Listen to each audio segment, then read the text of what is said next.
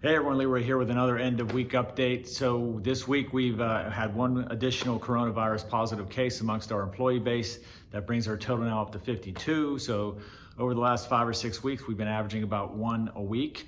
However, we did have a scare at one of our sites earlier this week, which is just another reminder as to why we have to continue to be diligent in following all the guidelines that we put in place at all the facilities. So again, thank you to all of you who are continuing to take this seriously. Thank you to all our site leaders who are making sure that that everything that we need is in place so that we can maintain a safe and healthy workplace.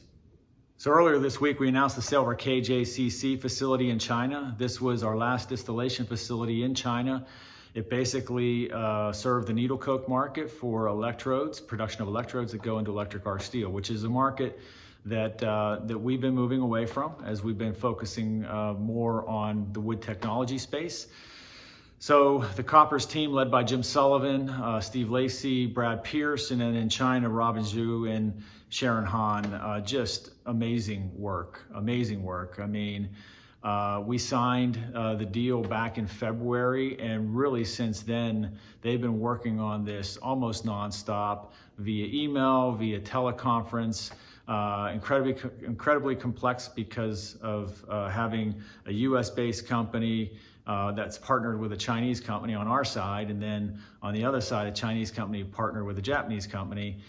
So the language barriers, the complexity of the deal, it was just, it was tough, but our team persevered. They got it done. $107 million, of which we'll share with our partner, and $65 million in cash will net to be able to put towards debt, which is fantastic. A gain on the sale of the facility of 30 to 35 million. So good news all the way around, but it wouldn't have happened without the work of that team that I mentioned. So congratulations to you, team. Fantastic job. To our employees in China who will now be working for the buyers. I just want to take a moment to say thank you for all of what you've done for Koppers in the time that we've owned that facility. The work you've done on the safety and environmental side has just been exemplary, standard setting actually, compared to the facilities that we own across the world. So good luck to you all. Thank you for everything that you've done. But really, this was a momentous day for us to get this deal closed and focus on our new future.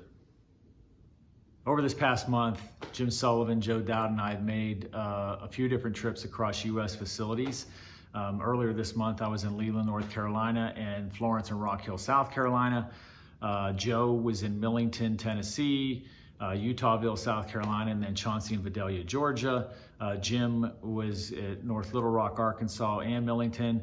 And then just last week, he was at our Stickney, Illinois facility and Hubble, Michigan. And you know, those visits were important because we have not been out to any facility since the end of February. We wanted to be able to get out to reinforce the messaging around the protocols that we have in place. Obviously, we had a disturbing uptick in coronavirus cases over the summer. We felt we needed to get out and make sure that everybody understood the importance of the protocols that are in place and the responsibility that we all bear in making sure that we're not only keeping ourselves safe, but those that we work alongside safe as well. So we wanted to understand some of the challenges that some of the facilities face as they go about implementing these protocols. So that was the reasons for the visit.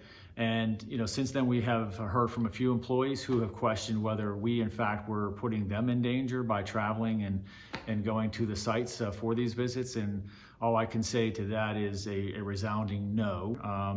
And in fact, took every single safety protocol that we've asked everyone else to take as part of our visits. So keep in mind that a zero harm mindset is all about identifying exposure and then figuring out either a way to eliminate it or figuring out a way to safely work around it. In this case, with COVID-19, you know, we can't eliminate that exposure until there's a vaccine in place. So until then, we have to figure out a way to safely work around it, which is what we've done as we've continued to operate our facilities as an essential business.